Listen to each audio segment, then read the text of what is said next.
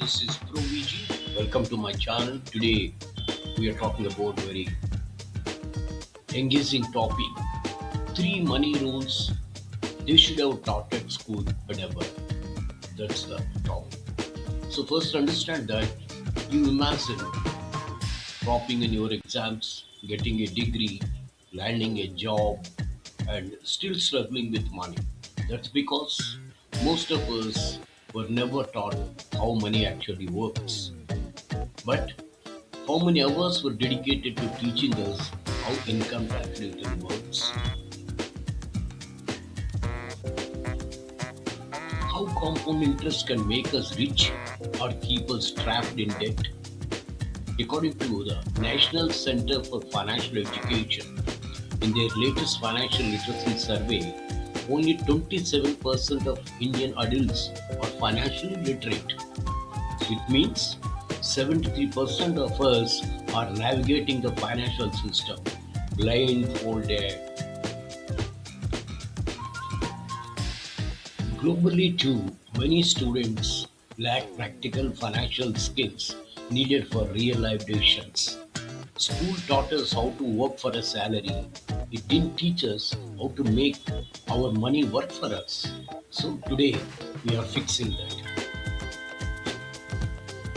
Here are three money rules they should have taught you in school. Backed by the data, you need to take control of your finances the Indian way. Let's understand that. Rule number one, the 50-30-20 rule. It's a myth.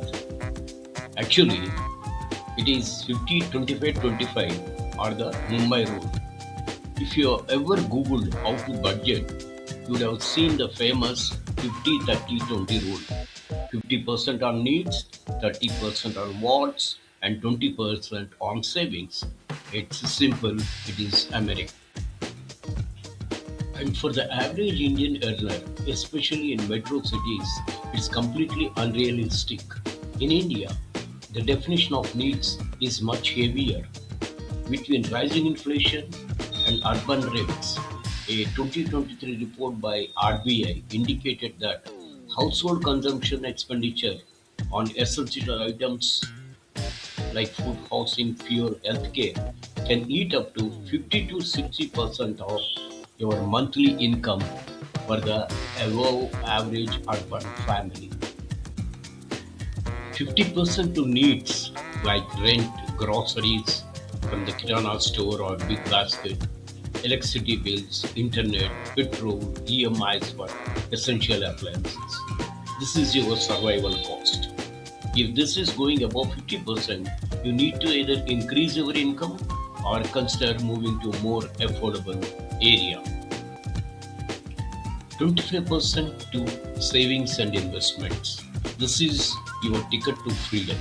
This money goes into assets that grow. You think of PPF, ELSS, NPS, or simply SIP in mutual funds. And 25% to wants and lifestyle like Zomato deliveries, Netflix subscriptions, weekend getaways, or that new sari or jersey. This is your low guilt spending. Adjust the numbers. Maybe it is 55, 20, 25. If you have a loan, but shifting your mindset to paying your future self first is the first step to actually building wealth. Rule number two, school and our parents taught us one golden rule of finance, that is, savings is equal to safety. Put your money in fixed deposits, which are safe, and that will make you rich. Put the money in bank, get a fixed deposit. But what they didn't teach us is that an FD is often a guaranteed way to lose purchasing power.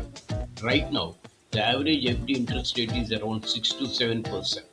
But what is the real inflation rate?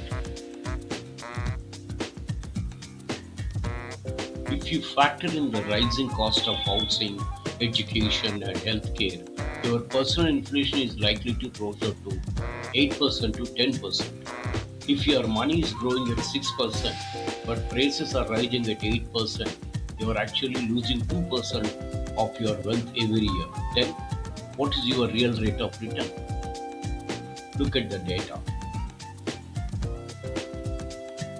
If your grandparents had invested 1 lakh rupees in the Sensex in 2004 and simply held on to it for 20 years, by 2024, that investment would be worth approximately 12 lakh rupees to 15 lakh rupees, even after accounting for the global financial crisis of 2008 and COVID crash of 2020.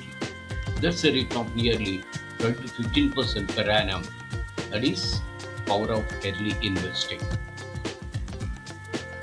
If you invest 3000 rupees a month starting at the age of 25, it will be 45 lakhs by 60th year. Starting at the age of 35, it will be 17 lakhs by 60th year, assuming a 10 to 12% returns. That is the power of compounding and also the time value of money.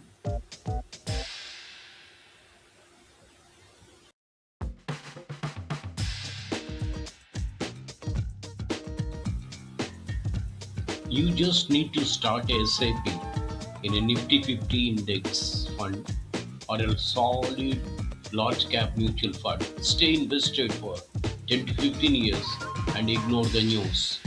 Patience is the real magic trick that makes you rich. Rule 3: the difference between loan and liability. The problem is school never taught the difference between an asset and a liability. Borrowing money to buy things that lose value the moment you buy them. The average credit card interest rate in India ranges from 36% to 48% per annum.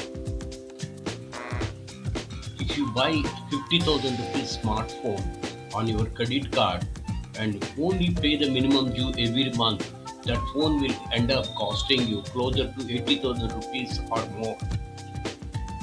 Good debt: borrowing money to buy assets that appreciate in value or help you earn more, like education loan or home loan. The rule they should have taught us is never borrow for consumption, only borrow for appreciation or income generation. Use a home loan to buy a roof over your head. Use a credit card only if you can pay it off in full every month. Conclusion and CTA: they should have taught us rule number one: use the 50-25-25 rule. Give your future self 25% salary hike before you even spend. Invest for growth. Don't just save an FD, start an SIP. Time in the market beats timing the market. Leverage wisely. Don't fear all debt. Fear expensive consumption based debt. Use leverage for creation of assets. Why schools don't teach this? Financial literacy education is still limited, and many students never receive structured exposure to money skills. Yet, research shows financially literate individuals are far more likely to save and plan effectively.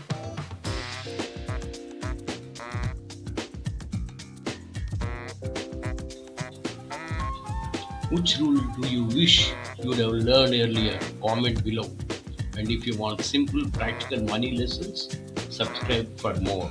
Because financial freedom is not about earning more, it's about managing money smarter. This is Pro VG. Thank you very much. Please subscribe to this channel.